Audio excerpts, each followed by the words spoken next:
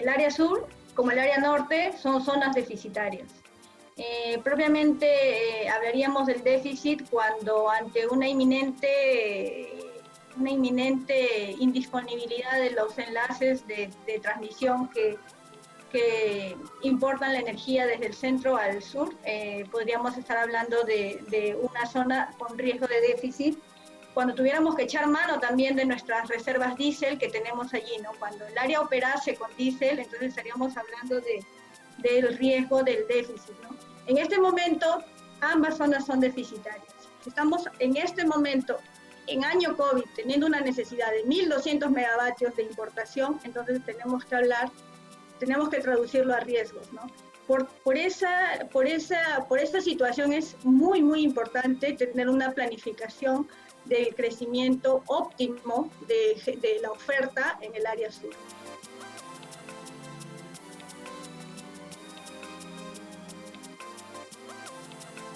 Ahí señales del mercado, digamos, orientan las decisiones, por ejemplo, las congestiones en las redes, ¿no? Pero, digamos, de alguna forma, cuando a veces no se quiere afectar, digamos, de alguna forma a un agente, a un stakeholder, o, digamos, de alguna manera no se logra un consenso, entonces se piensa en una fórmula mágica y donde no se están respetando esas señales de mercado, ¿no? Entonces, y aquí quiero enfatizar en la falta de un planificador.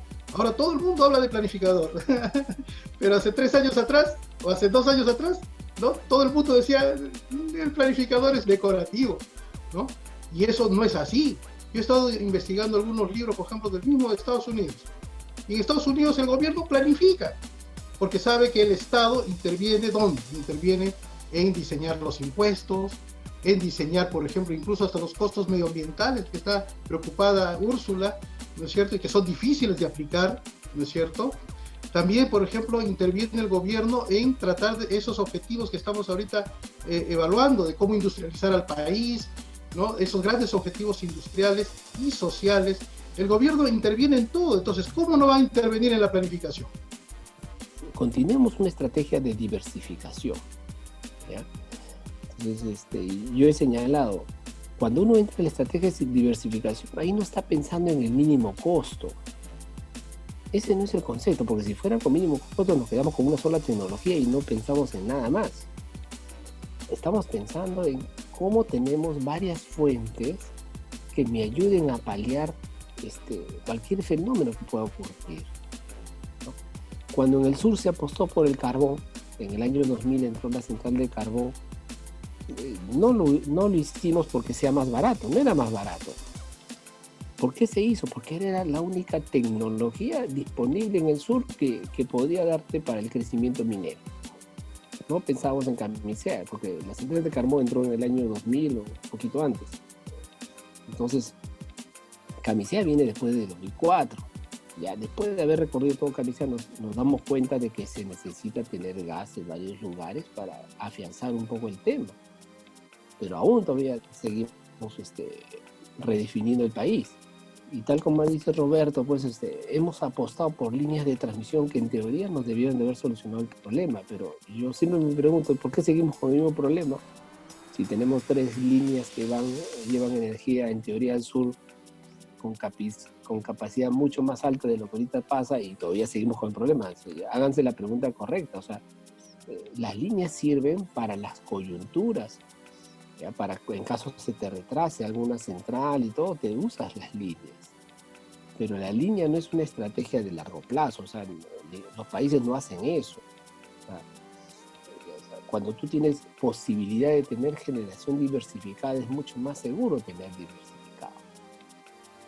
Pero si tú dejas al mercado solo, el mercado va a usar el mínimo costo, porque ellos no hacen este tema, esto lo hace el Estado.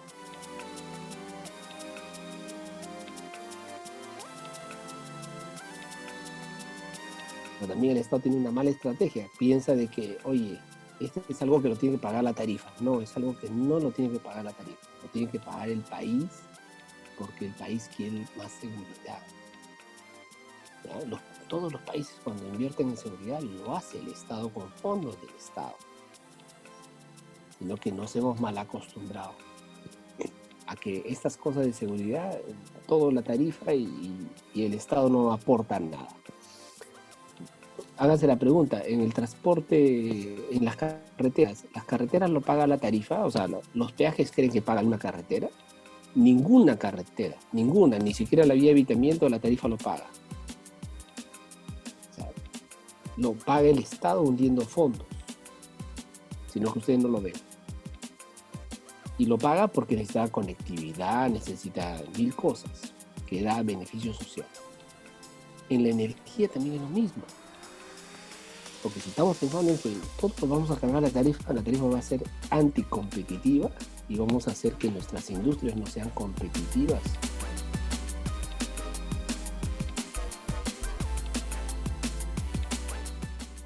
Es una tarea bastante importante, encomiosa y, digamos, de alguna forma laboriosa, pero yo creo que es una buena medida y digamos, va de la mano con lo que está sucediendo también en el mundo. Y lo que sucediendo en el mundo es una transición energética, ¿no? Nuestro país tampoco está exento, por más de que tengamos un combustible que también ya se está por acabar. Lucho debe estar más enterado de las reservas, ¿no? Probadas para el gas natural, y digamos, de alguna forma también tiene que haber una política en ese sentido. O sea, todo tiene que estar de alguna manera engranado, ¿no? Una política de medio ambiente, pero también una política de uso de recursos, ¿no? Y entonces yo creo que la tarea es bien grande. Me parece que es saludable tener, digamos, tender esos puentes y sobre todo respetar, digamos, ya lo que nos está diciendo las tendencias. O sea, nos estamos rezagando en muchas cosas. A veces yo converso con algunos ingenieros, en algunos gremios en los cuales participo. Entonces algunos dicen, pues tienen un corazón que no es necesariamente, por ejemplo, pro transición energética, ¿ya? y siempre digo, estamos rezagándonos. No, pero primero hay que hacer otras cosas, hay que explotar esto hasta el final, ¿no? Pero yo creo que siempre tiene que haber un poco de cultura, también de temas de ingeniería, y de otras carreras, de otros ámbitos también, ¿no? Digamos, sumados a las necesidades de un país. Poco a poco estamos de alguna forma perdiendo calidad y capacidad académica en muchos aspectos, ¿no? Entonces, y digamos que no seguir la tendencia también nos origina ese tipo de déficit, ¿no? Yo estoy convencido de que se deben, por ejemplo, si hablamos de Chile, ¿no? Chile avanzó primero con su geotermia y después pasó a su cerro, ¿cómo le llaman? A la termosolar. Pues después del Cerro Pabellón vino el otro cerro, la otra central termosolar, y ellos no escatiman, digamos, en apostar por ampliar sus fronteras tecnológicas, ¿no? Entonces, esa es otra arista que, digamos, de alguna manera también debe preocuparnos, y esto del cambio climático, ¿no? Engloba todas esas aristas, ¿no? Transición energética, eficiencia energética, conceptos de agregación de nuevas tecnologías en nuevas plataformas. Los ingenieros que venimos de una capacitación en base a fierros, vamos a decirlo en un tono coloquial, siempre hemos apostado por poner en nuestras fórmulas todas nuestras variables, ¿no? Ponemos nuestras variables para hacer nuestras estimaciones para desarrollar nuestros sistemas de potencia. Pero dentro de esas funciones de optimización nunca hemos metido la variable ambiental. No nos lo han enseñado. No es algo que nos enseñan en el pregrado. Es una variable que se ve forzada a ingresar a todas nuestras funciones de optimización, pues porque son las circunstancias del momento y el planeta lo necesita.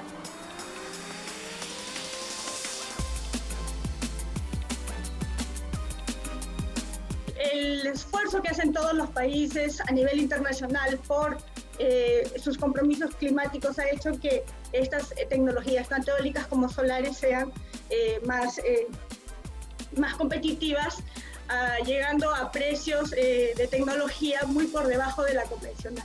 Entonces, teniendo un recurso gratuito y teniendo tecnología por debajo del mercado, es una locura seguir utilizando otros recursos que son escasos y valiosos, como el gas, para quemarlo, utilizarlo abundantemente, ¿no? En un mercado que puede optimizar sus recursos, pero que no tiene la alternativa. Luego está el tema de la geotermia. La geotermia es una de las redes que es más extraordinaria, porque no solamente es generación eléctrica, sino que permite al entorno un desarrollo sostenible y que puede tener diversas aplicaciones, y digamos que ha sido la tecnología que más ha sido abandonada por el Estado. Incluso perdimos la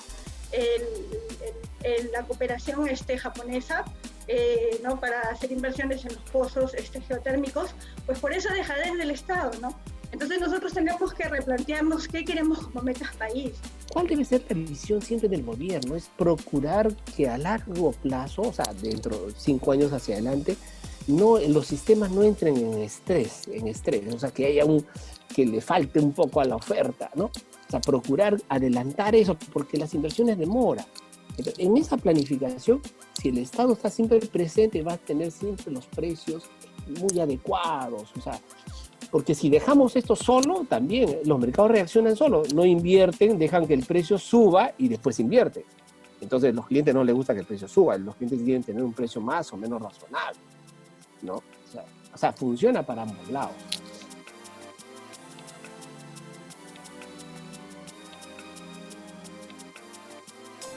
La subasta es un buen mecanismo mientras el mercado siga teniendo sus barreras de entrada, ¿no? La barrera de entrada es la potencia firme, que va contra toda lógica y va contra la competencia, la libre competencia, y el juego es un tema de deslealtad del mercado, que el gobierno, los organismos públicos, todos se hacen los de la vista gorda, y todos prefieren dejarla ahí, prefieren que el ministerio siga teniendo sus volatilidades y permanecer en el status quo. Y esto va relacionado pues a que al esquema de mercado que tenemos ahora, tarifario, genera un mecanismo perverso cuando aparecen estas cosas, ¿no? Como el déficit de demanda.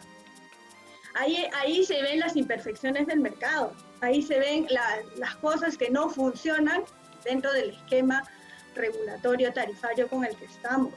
Y vemos una guerra entre generadoras por la poca demanda que está, guerra también a veces un tanto desleal. Y el punto es de que cuando tenemos un precio que es manipulado por agentes con posición de poder, con posición de dominio en el mercado, ¿qué tenemos? Tenemos que se pueden declarar gas y se puede tener un control de los costos variables. Se puede declarar inflexibilidades operativas en base a estrategias comerciales y no a limitaciones técnicas reales de fabricante. La suma de estas dos hacen que se ponga un esquema que le funciona a algunas y a otras no. Es decir, hay una alta rentabilidad para un grupo en desmedro de otro. Igual pasa con la tarifa y los clientes. Las tarifas eléctricas para los clientes libres son las más hermosas del planeta en el Perú. ¿Ni a desmedro de quién? De los clientes regulados. Y en desmedro del mercado. Entonces, ahí, cuando esas señales se ven en el mercado, estamos viendo que nuestro esquema no está funcionando, está pasando por un trance. Y ahí los profesionales tenemos que replantearnos qué medidas tomamos para que esas imperfecciones del mercado no sigan transgrediendo y no sigan permitiendo excedentes a un grupo y déficit a otros, ¿no? Porque el punto es que el mercado se puede equilibrar por sus propias señales, porque eso lo hemos visto en todos los mercados, todos los sectores productivos y en toda la industria. Entonces allí nosotros tenemos una tarea importante de regular el mercado, porque si este mercado se regula, se liberan las barreras de entrada, las RER no tienen que competir en subastas de oferta, porque las señales de precio son atractivas y las inversiones se sostienen a través de las señales de mercado, del precio del mercado. Las subastas salen como alternativas a las barreras de entrada y a la estructura del mercado como está.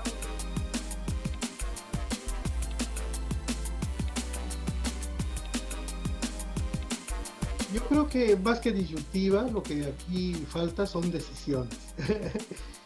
Decisiones, digamos, de alguna manera de decir, delante Luis lo manifestó, dijo en su momento había que promocionar una nueva tecnología, se impulsa esa nueva tecnología. Digamos, cueste lo que cueste, no debe preocupar si el peaje se incrementa o no. Lo importante es que esos cargos hacia el usuario, digamos, sean transparentes y sean eficientes, ¿no? Y finalmente, y además, yo creo que el tema de la geotermia no entra en competencia con el gas natural. El gas natural forma parte, digamos, de una matriz que no solamente es para el sector eléctrico, sino para el sector energético. Entonces, frente a la disyuntiva de si va el gas o va primero la red o va la geotermia, yo creo que las decisiones al final se vuelven políticas luego de que ha habido un análisis, claro, sí, proyectos que se arriben con resultados y con beneficios, costos. Yo creo que la geotermia a lo mejor está alejado de un beneficio-costo real para un mercado eficiente, muy competitivo, pero la geotermia debe ingresar, yo creo que sí, y ha ingresado en muchos otros países, debe ingresar porque, digamos, tiene otro tipo de connotación de largo plazo. Una geotermia dura 100 años, 120 años, y ahí los beneficios que podemos traer de ese valor futuro a este valor presente son, digamos, de alguna manera irrefutables. El mejor precio lo pone la competencia, no lo pone el regulador, la competencia. Entonces, el problema es que nos gustaría ser planificadores, todos quisiéramos ser planificadores después de la guerra, ¿no? Hubiéramos puesto tanto. Tranquilidad, les digo. Cuando hay una pregunta que dicen que una reunión en Colombia, dicen que el daño del Perú es que ha tenido gas y que por tener gas ha malogrado el negocio de todo. Mire, eso lo escuché hace 10 años también, que Camisea era el malo de la película. ¿Ya? Yo creo que estamos siendo injustos, ¿no? Porque Camisea es el que ha hecho que el país crezca, que el minero desarrolle, que pasemos de un país. En el año 2000, ¿saben cuánto era la demanda del país? Era 2.000 megavatios. Hoy día tenemos un país de 7.000 megavatios. Este crecimiento económico del país se da por la minería y se da porque teníamos energía. ¿Y quién puso la energía? Camisea. Energía a precios muy baratos. ¿Ok? O sea, yo lo que siempre he sostenido es que Camisea es nuestra transición hacia las energías más limpias, pero necesitamos tener tamaño. ¿Usted se acuerda de Inambari? Inambari tiene 2.000 megavatios. ¿Usted cree que Inambari entraría en un país de 6.000 megavatios? ¿Puede entrar una central de ese tamaño? No puede, porque el Perú crece a 300 megavatios por año. No, necesitaría 7 años para recién tomar carga. En cambio, un país de 20.000 megavatios absorbe Inambari. ¿Y cuánto vamos a llegar a 20.000 megavatios? El 2030, 35. Ahí tenemos todas nuestras centrales que van a entrar. Pero necesitamos una transición. Entonces, para los que también se preocupan de que, oye, la geotermia le va a quitar espacio al gas, no, las geotermias son de tamaño de 100 megavatios, 200, eso es lo que necesitamos. Las tecnologías son de ese tamaño porque van a entrar a ver qué tal están sus costos. Porque hay que sacarnos, digamos, la venda de los ojos y ver cómo funciona. Al igual que en el gas tuvimos que invertir para ver qué tal iba a funcionar y funcionó bien, ¿ya? O sea, nos sacamos la venda y ahora vamos a otras tecnologías.